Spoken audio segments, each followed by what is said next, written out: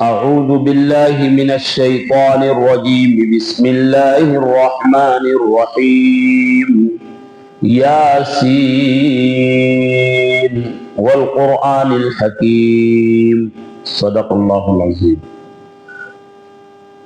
آج کا خلاصہ تفسیر سورہ یاسین سے انشاءاللہ پیش کیا جائے گا۔ سورہ یاسین یہ مکی صورتوں میں سے ایک صورت ہے۔ اس صورت کے اندر بھی اسلامی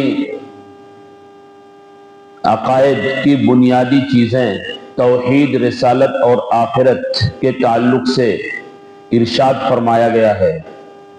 اللہ تبارک و تعالیٰ نے اس صورت میں خاص طور پر اپنی قدرت کی نشانیاں جو کائنات میں پھیلی ہوئی ہیں، ان نشانیوں کو تفصیل کے ساتھ بیان فرمایا ہے، اور تفصیل کے ساتھ بیان فرماتے ہوئے اللہ تبارک و تعالیٰ نے خود انسان کے وجود کے اندر بھی اللہ تبارک و تعالیٰ کی بہت ساری قدرت کی نشانیاں موجود ہیں،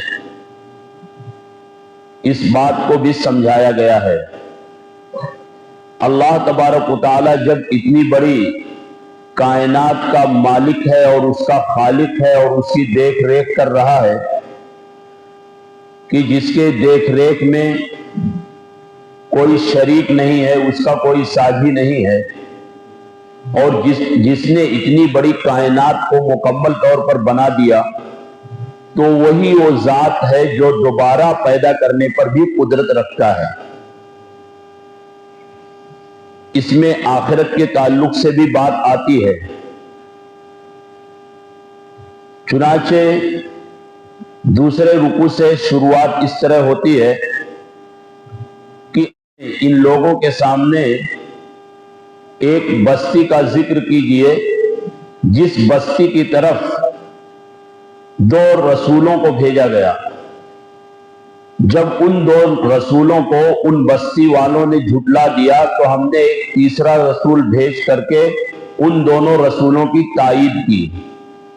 اب وہ بستی کون سی ہے اور رسول کون سے تھے، ان دونوں کے تعلق سے قرآن کریم خاموش ہے، اور اس سلسلے میں کوئی روایات بھی نہیں ملتی ہے۔ کچھ لوگ یہ کہتے ہیں کہ یہ بستی جو تھی وہ ملک شام کے اندر انطاکیہ شہر جو ہے، وہاں وہ جو بستی تھی وہی تھی۔ اسی طرح جو 2 رسول بھیجے گئے تھے، صادق اور صدوق، شلوم یا شمون کا نام آتا ہے، لیکن یہ روایتیں صحیح نہیں ہیں۔ لیکن ہمیں یہ بات سوچنا ہے، سمجھنا ہے کہ ہمیں اس بستی کے نام سے اور وہ کون سے رسول تھے ان کے نام سے کوئی لینا دینا نہیں ہے، میسج کیا ہے اس پر ہمیں غور کرنا ہے۔ چنانچہ ان بستی والوں نے تینوں رسولوں کو جھٹلا دیا اور یہ کہا کہ تم تو ہم جیسے ایک انسان ہو، تم سب کے سب ہم جیسے ایک انسان ہو، جیسے ان سے پہلے لوگ کہا کرتے تھے۔ یہ بنی اسرائیل کے لوگ تھے۔ جب اللہ تبارک و تعالیٰ نے ان کے اس جھٹلانے کو دیکھا کہ یہ جھٹلا دیے، تو اللہ تبارک و تعالیٰ نے ان پر قحط سالی کو مسلط کر دیا۔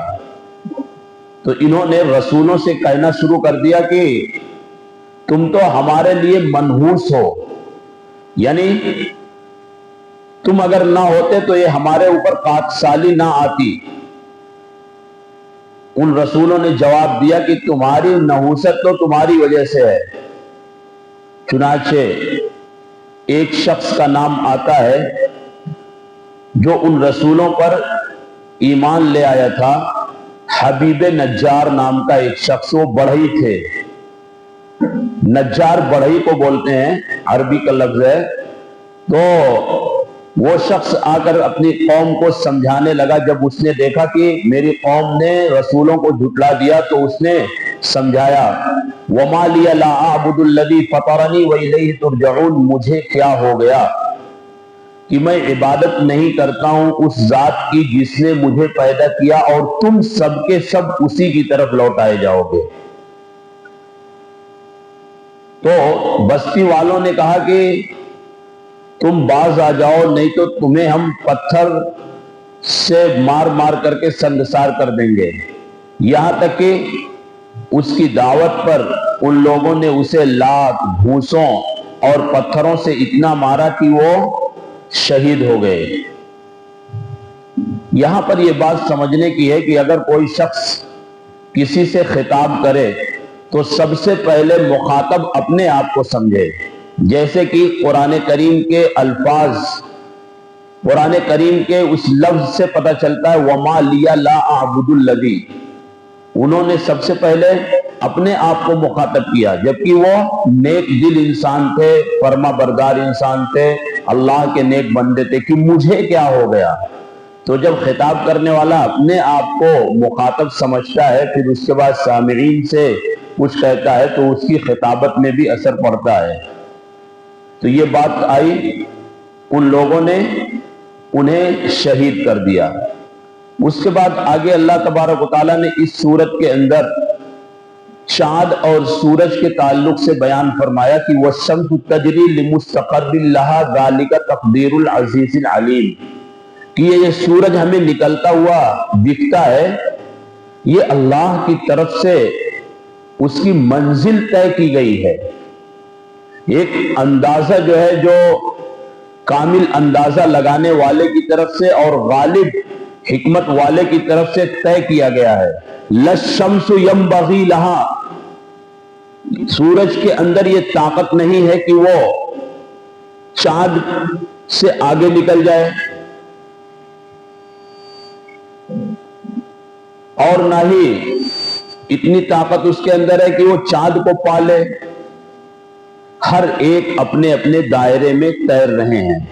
مطلب یہ ہے کہ سورج نہ تو رات کے وقت جب چاند نکلے تو یہ کہے یہ جو ہے اس کے اندر اتنی ہمت ہے کہ وہ دن کر دے, اور نہ ہی دن کے اندر چاند ہمیں نظر آتا ہے, ایسا ہوتا نہیں ہے. اور یہ دونوں چیزیں اس غالب حکمت والے کی طرف سے جو اس کائنات کا مکمل طور پر مالک ہے اس کی طرف سے یہ چیزیں طے کی گئی ہیں. تو یہ بتلا کر کے اللہ تبارک و تعالیٰ یہ ارشاد فرما رہے ہیں کہ دیکھو اتنی بڑی چیزوں کے مالک اللہ تبارک و تعالیٰ ہیں, اسی کی قدرت سے یہ دونوں چیزیں اپنے اپنے دائرے میں تیر رہی ہیں, ایک دوسرے کے قریب سے ہو کر گزرتے ہیں لیکن ایک دوسرے سے آگے اور پیچھے نہیں نکل سکتے ہیں. جو طے ہے اسی حساب سے یہ دونوں چلتے رہتے ہیں. تو تمہیں اس کائنات پر غور کرتے ہوئے اس کے خالق اور مالک پر ایمان لے آنا چاہیے. اسی طرح اس صورت کے اندر یہ بات ارشاد فرمائی گئی ہے کہ کل آخرت میں جب کفار و مشرکین اس بات کا انکار کر دیں گے کہ ہمارے پاس تو کوئی دعوت دینے والا نہیں آیا, ہمیں تو کچھ معلوم نہیں تھا, تو اللہ تبارک و تعالیٰ فرما رہے ہیں اليوم نختم علی افواہہم, آج ہم ان کے منہوں پر مہر لگا دیں گے, وتکلمنا ایدیہم, اور ان کے ہاتھ جو ہے ہم سے گفتگو کریں گے, وتشہد ارجلہم بما کانوا یکسبون, اور ان کے پیر ان کے خلاف گواہی دینا شروع کر دیں گے. آج ہم اپنی زبان کے ذریعے بات کرتے ہیں, کل آخرت میں اللہ تبارک و تعالیٰ اس زبان کو قوت گویائی سے روک دیں گے اور ہاتھ پیر اور دیگر اعضاء کو اس بات کی صلاحیت عطا فرما دیں گے کہ یہ اللہ کے سامنے گفتگو کریں گے. تو اس وقت سمجھ میں آ جائے گا کہ کس انسان نے کیا گناہ کیا. اسی طرح سورت کے اخیر میں اللہ تبارک و تعالیٰ فرماتے ہیں کہ اللہ کا معاملہ تو ایسا ہے کہ جب وہ کسی چیز کا ارادہ فرما لیتا ہے تو کہتا ہے ہو جا, چنانچہ وہ چیز وجود میں آ جاتی ہے. इन्नमा अमरुहु इज़ा अरादा शैअन अन यक़ूल लहू कुन फयकून फसुब्हानल्लज़ी बियदिही मलकूतु। तो अल्लाह तबारक व तआला की जात जो है बहुत ही अजमत वाली है, जिसके कब्जे में ये सल्तनत है और उसी की तरफ तुम सबके सब लौटाए जाओगे। इसी पर सूरह यासीन का इख्तिताम होता है। अगली जो सूरत है उस सूरत का नाम सूरह साफ़ात है। इस सूरत के अंदर इस्लाम के बुनियादी अकायद को बयान किया गया है और खुसूसन मुशरिकीन अरब फरिश्तों को अल्लाह की बेटियां करार देते थे और ये कहते थे कि फरिश्ते अल्लाह की बेटियां हैं। इस सूरत के अंदर उनका जवाब दिया गया है और खास तौर पर कुछ अंबियाए किराम के वाक़यात, नूह अलैहिस्सलाम, लूत अलैहिस्सलाम, मूसा अलैहिस्सलाम और इलियास अलैहिस्सलाम, इसी तरह इब्राहिम अलैहिस्सलाम के वाक़े को जो उनके बेटे इस्माइल अलैहिस्सलाम के साथ पेश आया उसको जरा तफसील के साथ बयान किया गया है। सूरत की शुरुआत इस तरह होती है, वस्साफ़ाति सफ़्फ़ा, कसम है उन फरिश्तों की जो परे होकर के सफ बांधते हैं, यानी अल्लाह की इबादत के लिए ये लोग सफ बांध कर खड़े हो जाते हैं। अल्लाह तबारक व तआला ने यहां फरिश्तों की कसम खाई, बहुत पॉइंट की बात है। कहीं पर आपने अंजीर की कसम खाई है, कहीं कहीं क़यामत की कसम खाई है। मुख्तलिफ जगहों पर कुरान करीम में अल्लाह तबारक व तआला ने मुख्तलिफ चीजों की कसम खाई है। अल्लाह तबारक व तआला अगर किसी चीज की कसम खा लेते हैं तो मतलब ये नहीं है कि अल्लाह अगर किसी चीज की कसम खाते हैं तो हम भी किसी चीज की कसम खा लें। बंदों को इस बात की इजाजत नहीं है कि वो अल्लाह को छोड़कर किसी और चीज की कसम खाए। अल्लाह को छोड़कर अगर किसी और चीज की कोई कसम खाता है तो वो शिर्क करता है, अल्लाह के साथ गोया कि उसको शरीक ठहरा रहा है, इसलिए उस चीज की अहमियत नाउज़ बिल्लाह अल्लाह के बराबर दे रहा है, इसलिए वो अल्लाह की कसम को छोड़ करके दूसरी चीजों की कसम खा रहा है। कसम तो खानी नहीं चाहिए वैसे, लेकिन अगर कसम खाना हो तो अल्लाह की कसम खाई जाए और जब कसम खा ली जाए तो उस कसम को पूरा करना है अगर वो शरई नुक्ते नजर से सही है। लेकिन अगर वो गैर शरई है तो कसम अगर खा ली गई तो उसे तोड़कर उसका कफ्फारा देना वाजिब और जरूरी हो जाता है। कफ्फारे में क्या है, फकफ्फारतुहु इत्आमु अशरति मसाकीना, कि 10 मिस्कीनों को खाना खिलाना है सुबह और शाम, जो औसत खाना होता है वो। या फिर क्या करना है, या उन्हें कपड़े पहनाना है, या एक गुलाम आजाद करना है। ये कसम का कफ्फारा है। हम लोग वैसे कसमें खा लिया करते हैं और फिर तोड़ दिया करते हैं और इस पर गौर नहीं करते कि कसम का कफ्फारा क्या है। तो यहां पर अल्लाह ने कसम खाई है। उसके बाद आगे अल्लाह तबारक व तआला ने इरशाद फरमाया कि तुम्हारा परवरदिगार सिर्फ और सिर्फ एक है, इन्ना इलाहकुम लवाहिद, कि तुम्हारा सिर्फ परवरदिगार एक है। ये सब माबूद जिन लोगों की परस्तिश करना ये सब झूठे हैं। इसी तरह आगे अल्लाह तबारक व तआला ने नूह अलैहिस्सलाम का जिक्र फरमाया, उनकी कौम का थोड़ा सा जिक्र फरमाया, उन लोगों का जिक्र फरमाया जो लोग हजरत नूह अलैहिस्सलाम पर ईमान लाए और कश्ती में सवार होकर बच गए। इसी तरह हजरत इब्राहीम अलैहिस्सलाम का जिक्र फरमाया कि उनकी कौम कुफ्र और शिर्क में बहुत ज्यादा डूबी हुई थी। अपने वालिद को बहुत अच्छे अंदाज में उन्होंने दावत दी। ये बात पीछे आ चुकी है। हजरत इब्राहीम अलैहिस्सलाम ने एक बार सोचा कि जब ये लोग मेले में चले जाएंगे तो मैं तमाम बुतों को तोड़ डालूंगा।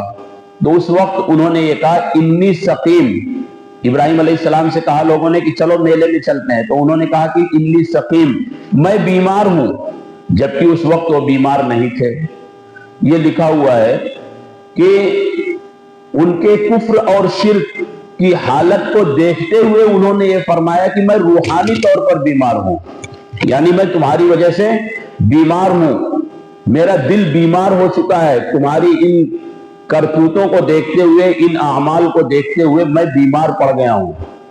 चुनांचे वो वाकया 17वें पारे में गुजर चुका है सूरह अंबिया के अंदर पूरे बुतों को उन्होंने तोड़ डाला और जो सबसे बड़ा बुत था उसके गले में कुल्हाड़ी लटका दी। और फिर आगे इस्माइल अलैहिस्सलाम के ताल्लुक से बात जो है आती है कि जब उन्होंने हजरत इब्राहिम अलैहिस्सलाम ने ख्वाब देखा कि मैं तुम्हें ज़बह कर रहा हूं। अंबिया के जो ख्वाब होते हैं वो हकीकत होते हैं, वही होते हैं, उनको पूरा करना जरूरी होता है। जब हजरत इस्माइल अलैहिस्सलाम के सामने ये ख्वाब आपने बयान फरमाया तो उन्होंने कहा कि या अबती फ़अल मा तुअमर, ऐ मेरे अबू जान कर गुजरिए उस काम को जिसका आपको हुक्म दिया जा रहा है। सतजिदुनी इंशाअल्लाहु मिनस साबिरीन, आप मुझे सब्र करने वालों में से पाएंगे। तो वो वाक़या आप ईद उल अज़हा के मौके पर हमेशा सुनते रहते हैं कि उन्होंने अपने ख्वाब को पूरा किया और जैसे ही छुरी इस्माइल के गर्दन पर रखी तो वो छुरी कुंद हो गई और अल्लाह तबारक व तआला ने उसके बदले में दुम्बे को, मेढे को भेज दिया। आज लोग इब्राहिम अलैहिस्सलाम की सुन्नत को जिंदा करने के लिए कुर्बानी करते हैं और ये कुर्बानी अल्लाह तबारक व तआला को बहुत पसंद आई, इसीलिए क़यामत तक इस कुर्बानी को अल्लाह तबारक व तआला ने बाकी रख दिया। हजरत यूनुस अलैहिस्सलाम का जिक्र किया गया इस सूरत के अंदर कि यूनुस अलैहिस्सलाम ने अपनी कौम को बहुत समझाया। नैनुआ इराक के अंदर एक बस्ती है, 1 लाख की आबादी थी, वहां पर जो है हजरत यूनुस अलैहिस्सलाम को भेजा गया। आपने बहुत समझाया, लोगों ने इनकार कर दिया। आपने फरमाया कि 3 दिनों के अंदर तुम पर अजाब आ जाएगा। चुनांचे जब उन्होंने देखा कि 3 दिन होने वाले हैं और यूनुस अलैहिस्सलाम कभी जो है झूठ नहीं बोलते हैं, उन्होंने तमाम लोगों के साथ, यहां तक कि अपने जानवरों के साथ सब लोग मैदान में निकले और गिरिया वजारी की, तौबा की। अल्लाह तबारक व तआला ने आने वाले अजाब को दूर कर दिया। इधर यूनुस अलैहिस्सलाम ने देखा कि 3 दिन हो गया अभी अजाब नहीं आया और उन्हें ये बात पता नहीं थी कि लोग तौबा कर चुके हैं। चुनांचे उन्होंने शहर की तरफ आने के बजाय दूसरी तरफ का रुख कर लिया और वो जब जाने लगे तो कश्ती पर जब सवार हुए तो कश्ती डावाडोल होने लगी, यानी डूबने के करीब हो गई। कुरानंदाजी की गई तो उनका नाम निकला। 3 बार कुरानंदाजी की गई, तीनों बार नाम उन्हीं का निकला। यहाँ तक कि आप दरिया के अंदर, समंदर के अंदर कूद गए और मछली ने आकर आपको निगल लिया। मछली के पेट में 40 दिनों तक थे। बाद में अल्लाह के हुक्म से उस मछली ने आपको दरिया किनारे लाकर छोड़ दिया। यहां तक कि यूनुस अलैहिस्सलाम बहुत ज्यादा नहीफ हो गए थे, बहुत ज्यादा दुबले हो गए थे। आपके लिए वहां पर कद्दू की बेल अल्लाह तबारक व तआला ने उगा दी। ये भी लिखा हुआ, एक हिरनी आती थी आपको दूध पिला करके चली जाया करती थी। यहां पर एक बात मैं आपको बताना चाहता हूं कि अगर कोई शख्स दुबला पतला है तो उसे चाहिए कि वो कद्दू का इस्तेमाल ज्यादा करे पका करके। अगर कोई शख्स बहुत मोटा है तो कद्दू का जूस पिए, वो दुबला हो जाएगा। देखिए एक ही चीज है, इसके अंदर 2 फायदे हैं। पकाकर खाएंगे तो सेहत बनेगी, कच्चा अगर जूस के तौर पर पी लेंगे तो दुबले हो जाएंगे। ये बहुत अच्छी चीज है। तो कद्दू, अल्लाह तबारक व तआला ने कद्दू की बेल वहां पर उगा दी। अगली जो सूरत है उस सूरत का नाम सूरह स्वाद है। रिवायात में आता है कि अबू तालिब रिश्तेदारी की वजह से, जो आपके चचा थे, हमेशा आपका साथ दिया करते थे। एक बार का वाकया है कि कुफार के सरदार का एक गिरोह हजरत अबू तालिब के पास आया और उससे कहने लगा कि आप अपने भतीजे से कह दीजिए कि हमारे माबूदों को बुरा भला ना कहें, हम उन्हें इबादत करने देंगे। हालांकि अल्लाह के रसूल सल्लल्लाहु अलैहि वसल्लम उनके माबूदों को बुरा भला नहीं कहते थे, सिर्फ इतना कहते थे कि तुम लोग जो है ऐसी चीजों की पूजा क्यों करते हो जो ना तुम्हें नुकसान पहुंचा सकती है और ना ही नफा पहुंचा सकती है। तो उन्होंने, जब आप सल्लल्लाहु अलैहि वसल्लम को मजलिस में बुलाया गया कि ये लोग जो है ये बात लेकर के आए हैं, आप सल्लल्लाहु अलैहि वसल्लम ने इरशाद फरमाया कि एक ऐसा कलेमा बताता हूं कि अगर ये लोग पढ़ लें तो पूरा अरब इनके सामने झुक जाएगा और तमाम की तमाम दुनिया इनके पैरों में आ जाएगी। تو آپ نے فرمایا وہ یہ ہے لا الہ الا اللہ محمد الرسول اللہ صلی اللہ علیہ وسلم۔ تو انہوں نے کیا کہا اجعل الآلہۃ الہا واحدا، کیا انہوں نے تمام معبودوں کو ایک ہی معبود بنا دیا؟ یہ تو بہت بری بات ہے۔ سب لوگ دامن جھاڑ کر کے چلے گئے۔ تو اس صورت کے اندر بھی خصوصاً اس بات کا ذکر کیا گیا ہے۔ اسی طرح اس صورت کے اندر حضرت داؤد اور حضرت سلیمان علیہ السلام کا ذکر کیا گیا۔ حضرت داؤد علیہ السلام کا ایک حجرہ تھا، اس میں وہ ہمیشہ عبادت کیا کرتے تھے۔ ایک بار انہوں نے ان سے کوئی غلطی ہو گئی، اب وہ غلطی کیا ہے اس کے بارے میں قرآن کریم اور احادیث خاموش ہے، تو وہ عبادت کر رہے تھے۔ یہ بھی ایک بات لکھی ہوئی ہے کہ حضرت داؤد علیہ السلام نے یہ سوچا کہ آج میں بغیر کسی ڈسٹرب کے پوری رات عبادت کروں گا۔ چنانچہ دو لوگ، انہوں نے دروازہ بند کر لیا، دو لوگ ان کی دیوار پھلانگ کر کے اندر آئے، اپنا ایک مقدمہ لے کر کے، اس کا فیصلہ وہ چاہتے تھے۔ کیا کہا؟ ایک نے یہ کہا ان ھذا اخی، یہ میرا بھائی ہے، لہو 99 نعجۃ، اس کے 99 دمبیاں ہیں، ولی نعجۃ واحدہ، اور میرے پاس ایک دمبی ہے۔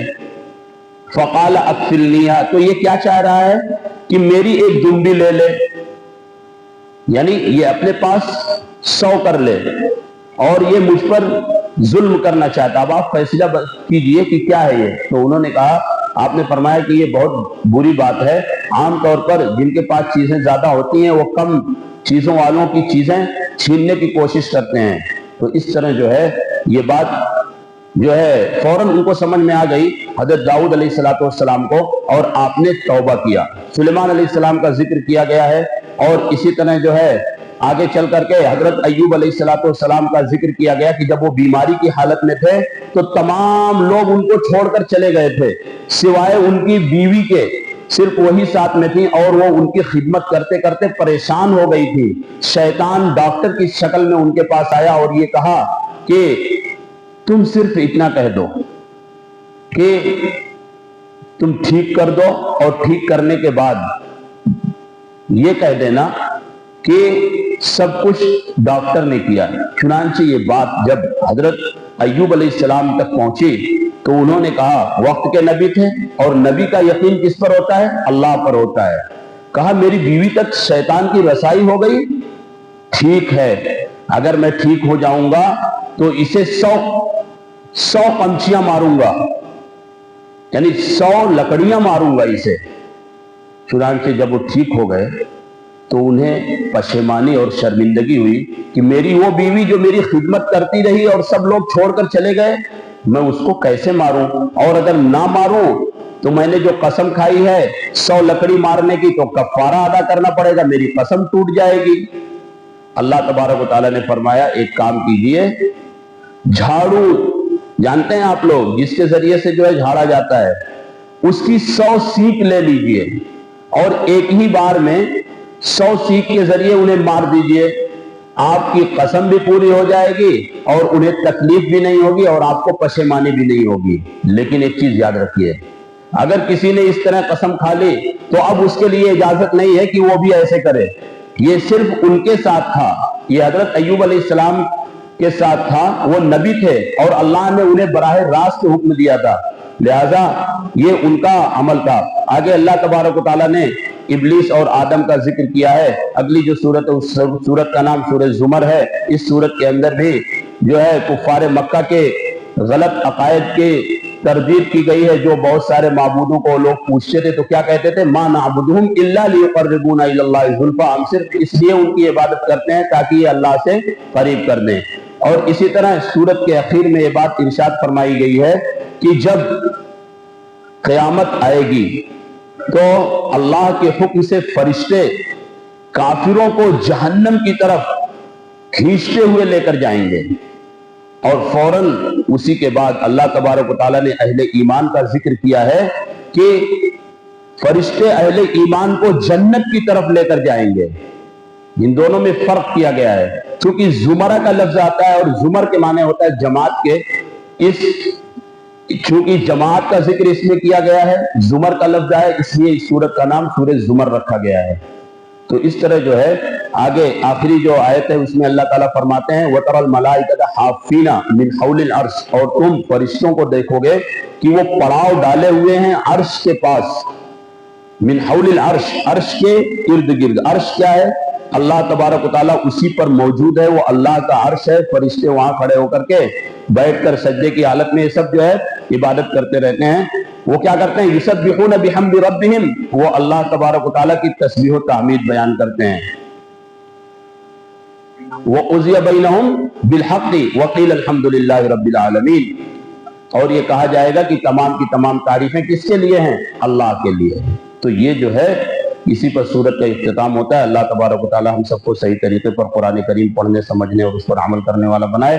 قرآن کریم کے ذریعے ہمارے شہر، ملک اور عالم اسلام کے حالات تبدیل فرمائے۔